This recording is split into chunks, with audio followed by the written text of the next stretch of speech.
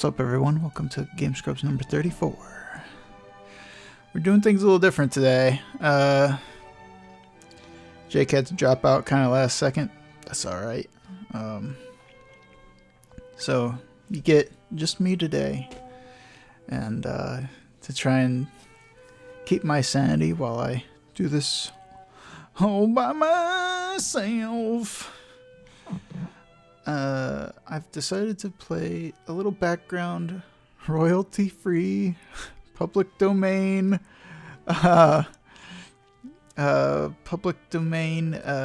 classical music.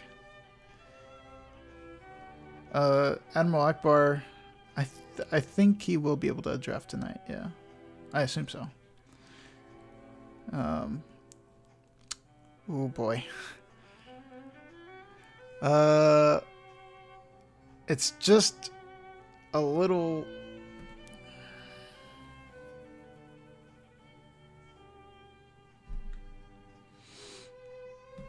What's up, everyone?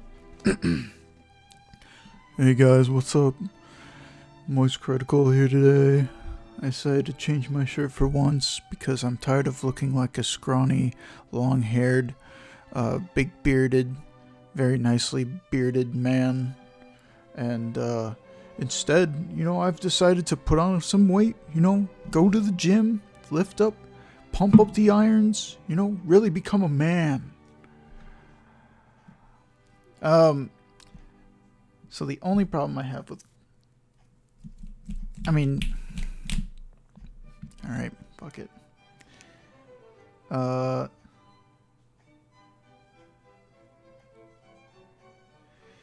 Alright. Fee, do you have a camera even? I forget. Yeah, you do, right? Oops, I gotta minimize that.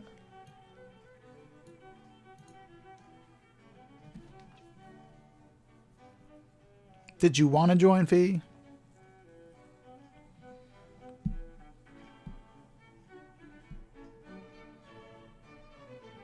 I'm gonna say no. And move on. You're an OnlyFan. Oh yeah. Oh yeah, that's right. You still gotta pay me for those feet pics, boy. I love how I'm talking about OnlyFans and feet pics over classical music.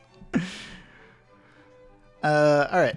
So we're in the middle of this, so here we go. For those of you unaware, this is our weekly gaming roundup of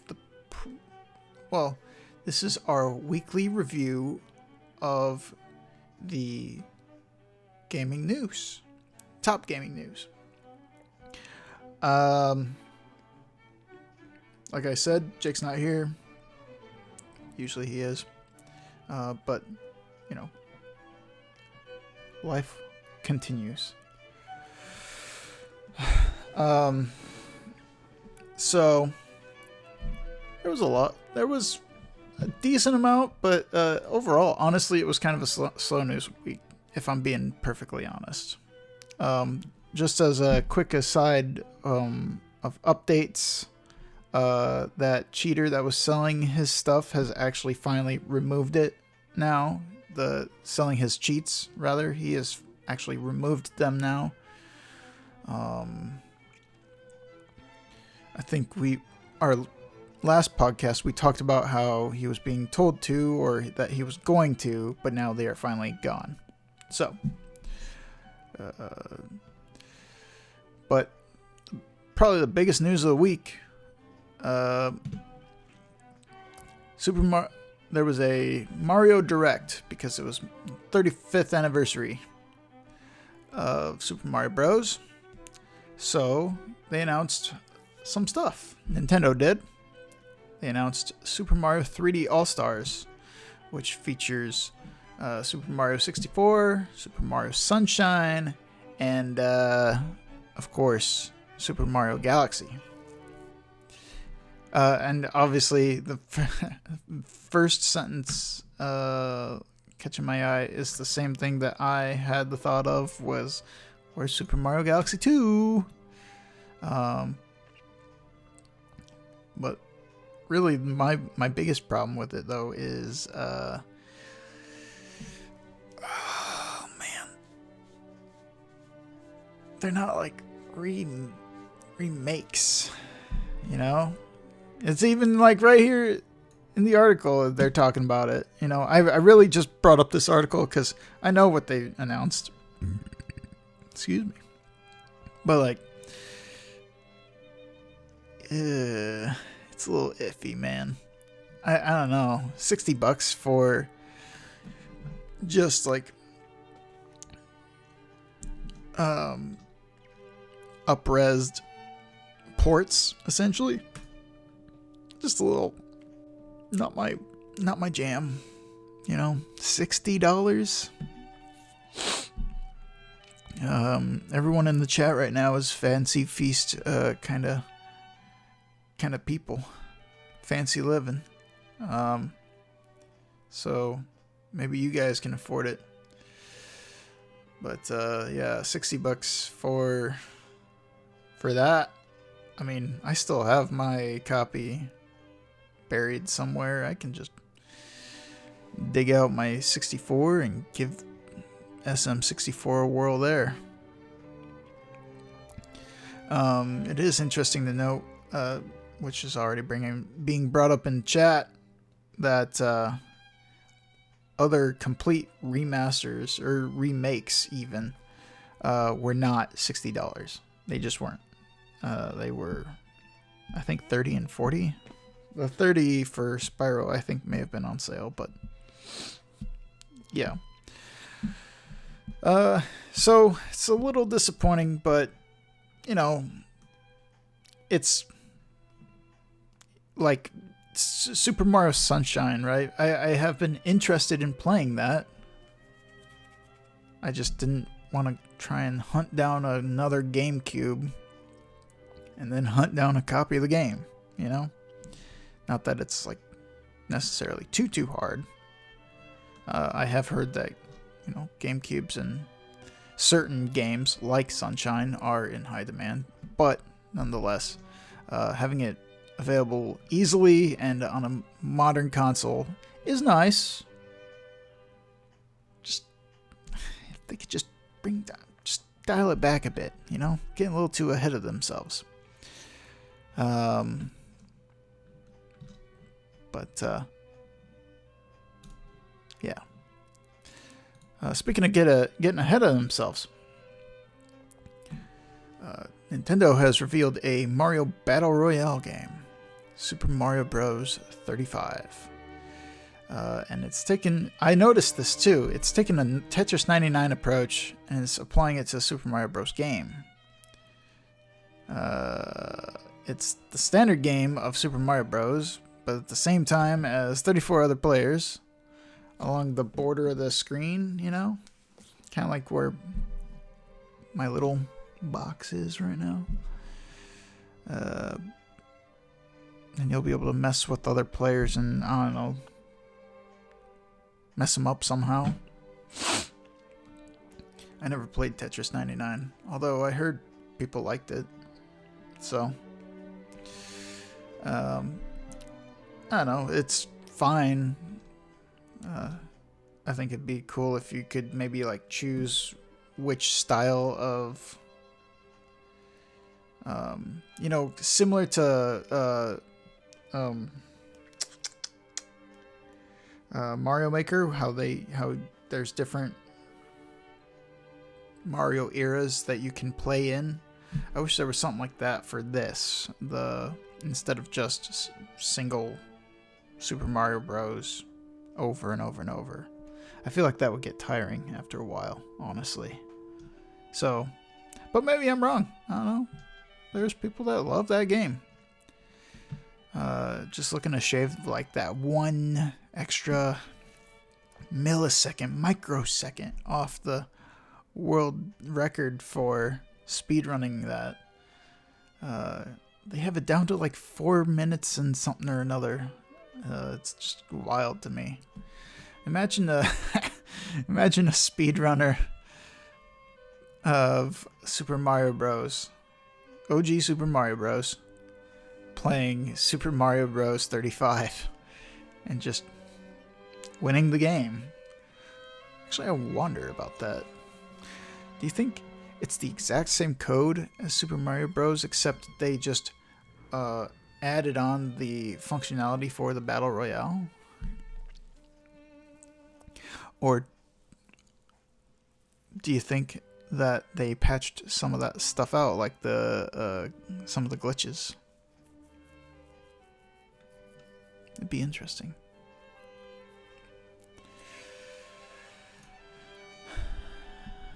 Moving on, Cyberpunk 2077 won't be delayed again. This is where we all get out our big blue X's and we smash that X button to doubt. You know, they had a big, huge company meeting about kind of like where they're sitting at and all this stuff. And it sounds like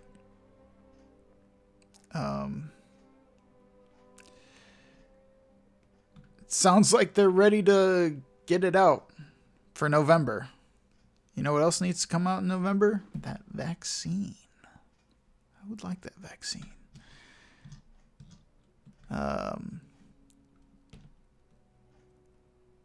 But yeah, I think it's completely reasonable to expect it now. Now that it's been delayed twice, that now Cyberpunk 2077 will be actually coming out November 19th. So there you go.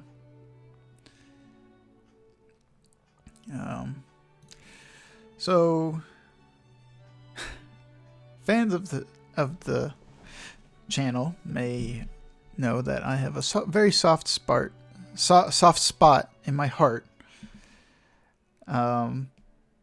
for Doom Eternal and Mick Gordon's music. But along the way, there've been plenty of hiccups, and I think actually we may have done a deep dive on one of the episodes of Game Scrubs, where we talked about how, you know, Mick Gordon was given a certain amount of time to get certain songs done, and he only got like 11 songs done out of like 30 or whatever the stupid thing is. Oh, what's up, Queen Regicide? And the party. Thank you for raiding. We have some nice classical music to soothe the soul.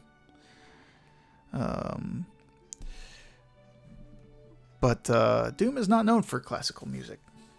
It's known for, like, in what I've heard it labeled as industrial metal or something like that. So basically, Mick Gordon, not a huge fan of how id Software and the Doom Eternal team really worked with him for the actual soundtrack for the game, which is not the in-game soundtrack. It's like the I don't know what it's called. But sorry, I'm getting all flustered with this raid. But so now id Software has decided to part ways with Mick Gordon, as we've discussed, and found a new composer in Andrew Holschult.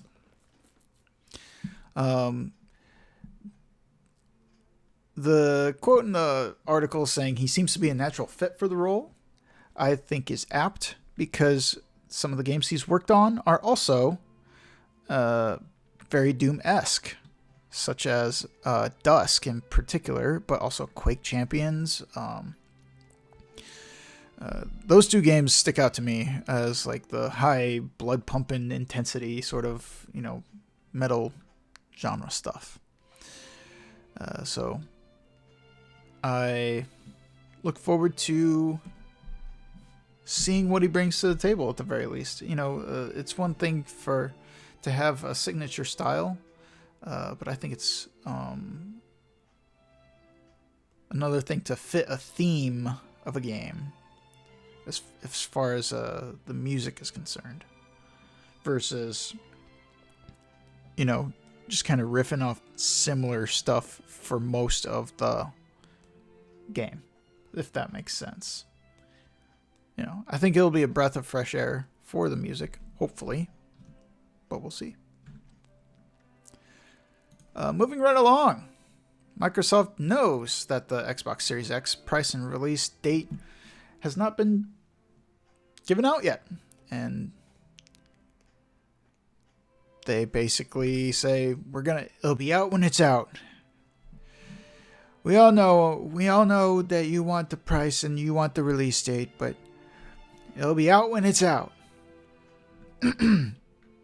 Sorry, after last night singing on stream, my voice has been not so good. Very not so good. Okay, folks? My voice is very hoarse, very raw, emotional, impactful. In fact, I kind of sound like a seedy old lady smoker right now instead of like Donald Trump. Admiral Akbar in the chat saying it's $400. You have 2 weeks. Let's be honest though, and I actually was thinking about this at work today. How this has got to be the biggest standoff in like business history. One of the biggest. We have Microsoft and Sony sitting there with two baller consoles ready to be released. Granted, they're just consoles, whatever, but people are gonna buy them, right? And neither of them are budging whatsoever on releasing their price and release date. Whew. I think this is just insane. I mean, what else is new in 2020 of, you know, crazy things happening? But the idea that these two gigantic corporations, and there have been no leaks other than, I didn't get that article. Oh well. Other than the idea of a lower priced Xbox Series S. So, I just think that's fascinating. But, you know, what do I know? I'm just a guy, just a dude out here being a dude.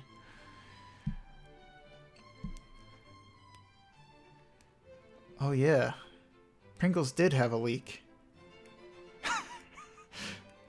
Well anyway, let's move on. Tesla. The Tesla. Elon Musk. Laughing at dead deer at the bottom of swimming pools. He's out here saying, I could use a new game development team. So, Tesla, very famous company. I don't need to explain who Tesla is. They make cars, electric vehicles. They go vroom. Except they go, They go, They don't make any sound, as far as I'm concerned. I actually saw a very funny video, not to get off topic too quickly, but I did see a very funny video of like this Maserati, Bugatti, whatever the fuck, big expensive car with the, you know, big, like sharp fart, sort of engine going, blaring.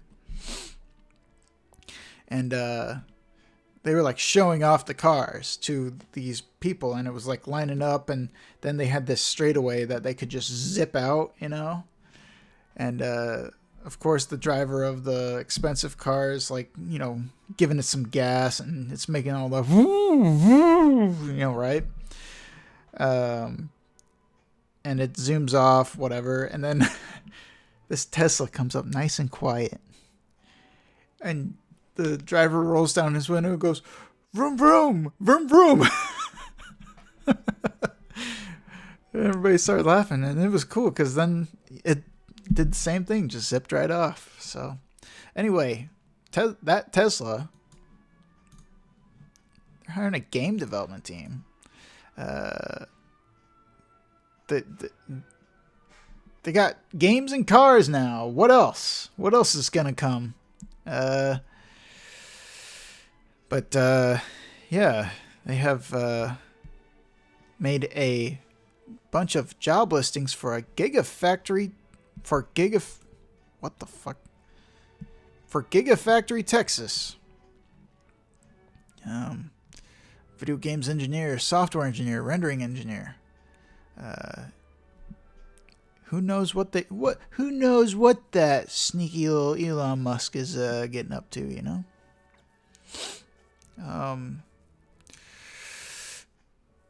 Basically, the listing says, quote, in this incredibly rare opportunity to help build a video games platform, we are looking for a highly motivated software engineer to help enable the best video game content to be available in-car. Come put that industry experience to great use and help us build this platform, end quote. Currently available on Tesla Arcade, our Fallout Shelter, Cuphead, probably a couple others too, like Tetris, I don't know.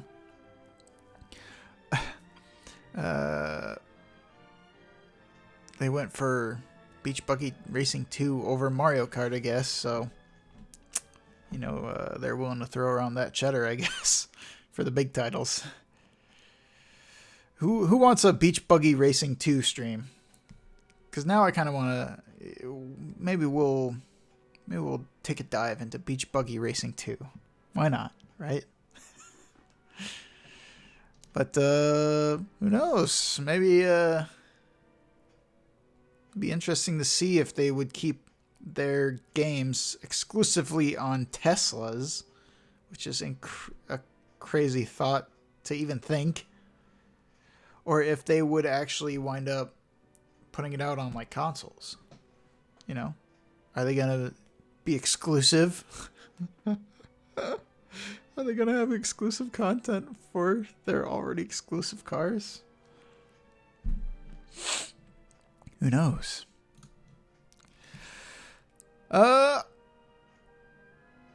Nvidia. You know them. You either love them or you hate them. But they have revealed new graphics processing units.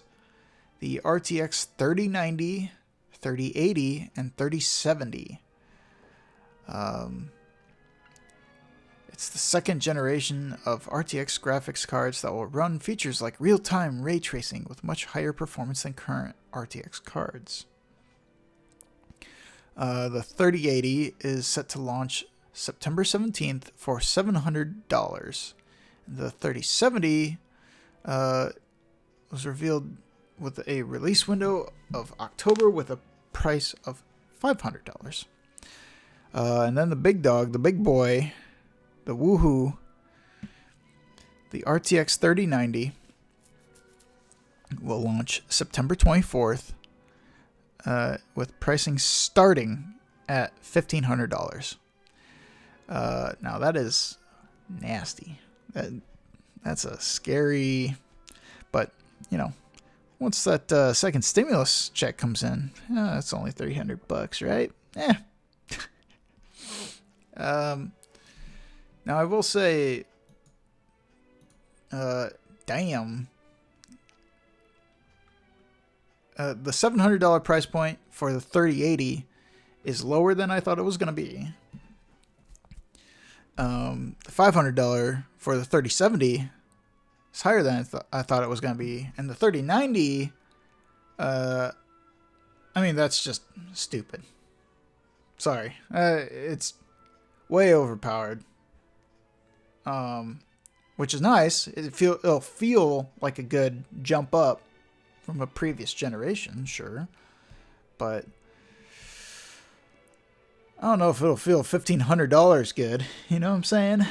I'd rather like not spend over $1,000 on that unless I have it, unless I got the money to spare. But that's more than I spent on my car. When all is said and done, that's more than I spent on my car. That's all I gotta say about it. I don't know. Here's all the specs, too. Hate them because you ain't them. Hey, you know what? That's right. I am not them. I wish I was.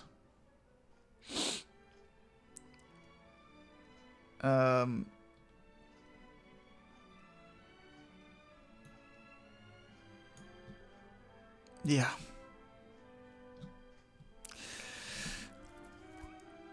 They also showed some other stuff during the reveal. I don't really give a shit. I'll be honest. I just don't care. Ray tracing in Fortnite. Who gives a fuck? Who is out here like, oh my god, the 3090 will help me with Fortnite. No, better aiming will help you with Fortnite. There you go. It's that simple. I will say, based off of my experience with Call of Duty, though, they did use a Call of Duty Black Ops Cold War trailer to show off ray tracing. If my past experience has taught me anything, it's that you can never be too ahead of the game as far as like making sure you're up on your graphics cards, because I remember I was doing just fine. I was doing just fine with Call of Duty Black Ops 3. And then towards the end of my time playing it, for some reason, my graphics card, it was like a 770 or whatever the freaking junk it was. Whatever it was. Suddenly, it couldn't handle it anymore, and all the graphics started losing any detail. And so I'm tempted to check out Call of Duty Black Ops Cold War. I'm not gonna lie. Does it make me kind of a loser for it? A little bit. You know, it's Call of Duty. How much more mainstream can you get with gaming? Minecraft? Is that more mainstream? I don't know. Pokemon? Mario? Hello? But, yeah. Anyway, I'm interested in them. But I'm also interested to hear what... AMD's got up their sleeve. They got something cooking. We gotta remember these specs for when AMD comes out and says, yeah, we got it but better and it's cheaper. So, there's that. Nvidia. Let's move on to, can it play Crysis? Can it run Crysis? I already fucked it up. Crysis Remastered. You guys remember that? That's a thing? Crysis Remastered coming out? There's a graphics mode called Can It Run Crysis, which is literally designed to push your PC to the limits. So Crytek showed off basically this mode, Can It Run Crysis. They showed off a screenshot of this. All right, come on. Show me the screenshot. Which looks pretty good. It looks alright, I guess. I don't know. Isaac Clarke with some harsh remarks saying this is the old game maxed out at 1440p. This remaster looks like a downgrade on many fields. Oh wow, more rocks on the mountains. Uh-huh. In the meantime, the artistic direction got lost somewhere. Why does it look like Fortnite? Okay, but... Okay, calm down, Isaac Clarke. Isaac Clarke. Oh, we can just get rid of that. Nice, nice, nice. So, yeah. It looks fine. It looks like Crysis. That's all I care about. Does that mean I'm going to replay Crysis Remastered?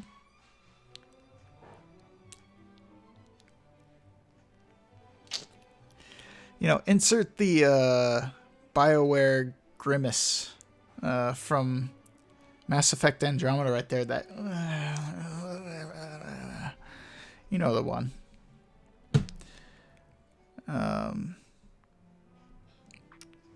Yeah, I think I'm excited to see now, to have that debate again.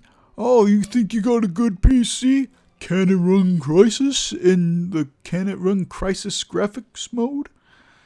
I thought that was a fun little deck measuring contest for a little while, Let's move on. So this popped up in Discord for a little bit.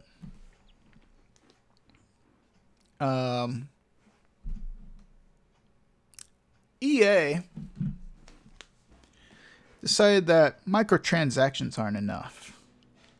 Squeezing everything out of the player isn't enough. Everything they can. So what they've decided to do, what they had decided to do, rather, is they had decided to put in-game ads in UFC 4. Fucking commercials. To make it seem more real. Like you're watching UFC instead of playing. Well, the thing is, most UFC fights are pay-per-view. There are no ads.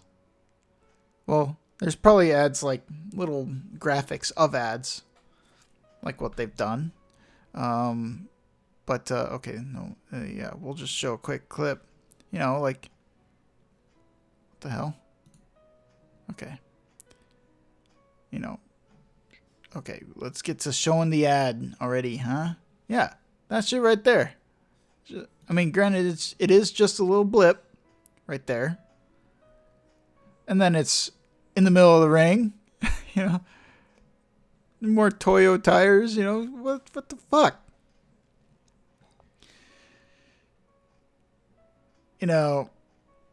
There are times when I think that some gamer outrage is not warranted, and that a lot of gamers are just overblowing things.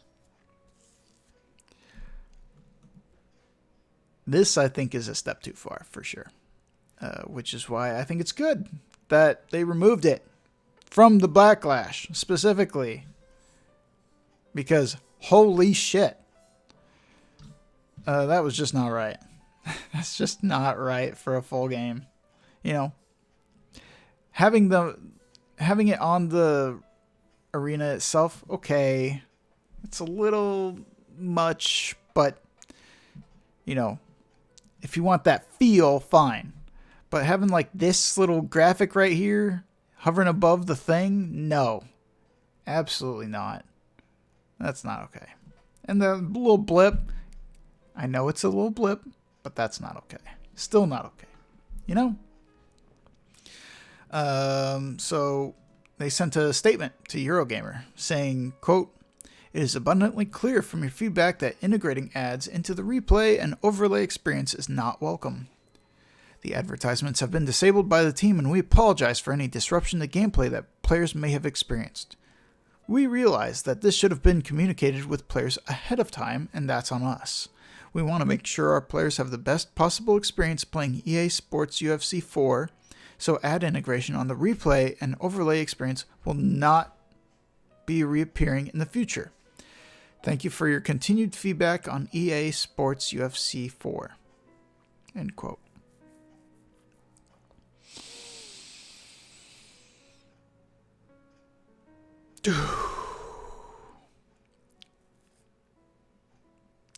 They just pulled a big ol' whoops. Sorry about that. Sorry. Whoopsie. We're sorry. Sorry. That's what that is. That's all this is right here.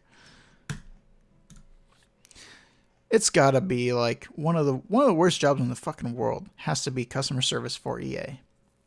Or like PR for EA. Because you could probably see it coming too. Just like these filthy executives twirling their Monopoly Man mustaches and being like, "Oh, All this advertising money we're making, it's going right into my pocket, and I love it. Yes, put the ads in the game. Why wouldn't I? In the meantime, this worn out, bags under their eyes PR person comes in just like, sir, we have a problem. A problem with what? Sir, can I have some water? Can I please have water? How are you going to make our relations more public if you're not on the the social medias? Sir, people are going to boycott our games if we don't remove the ads. Blasphemy! Impossible! These ads are going to buy me another yacht! Anyway, that's the improv. There you go. A little improv for you. And that's it.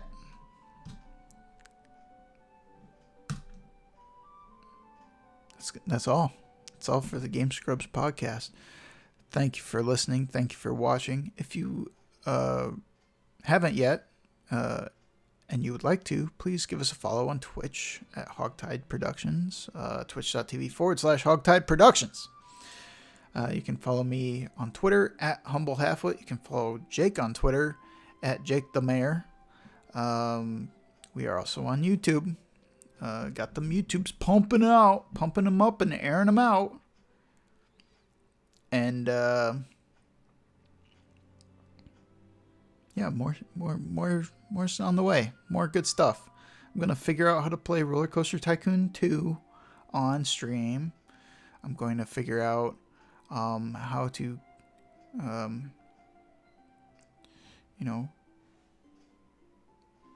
end a stream without just kind of trailing off eventually. Without sounding like I'm dying or like I'm breaking some awful news. Yeah. So I guess that's just gonna do it. Thanks for watching. See ya.